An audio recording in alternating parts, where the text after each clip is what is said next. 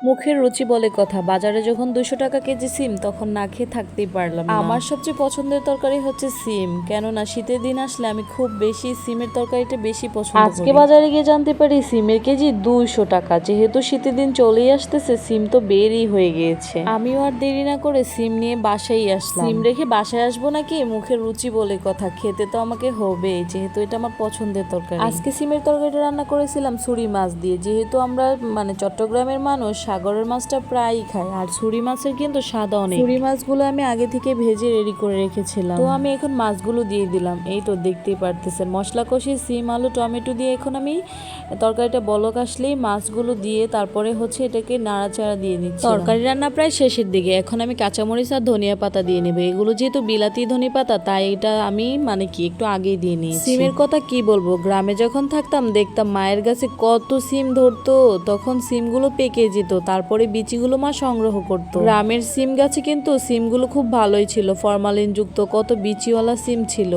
আর এখন বাজারে ফরমালিন যুক্ত সিমগুলোই 200 টাকা কেজি বিক্রি করে। কিছু করার নাই, শহরে থাকলে তো খেতেই হবে কিনে, তাই না? এই তো আমার ফাইনাল রান্নাটা দেখেন আপনারা কিরকম হয়েছে। খেতে কিন্তু দারুণ মজা হয়েছে। কালারটা যেমন দেখতে অনেক সুন্দর হয়েছে, খেতেও কিন্তু দারুণ লেগেছিল।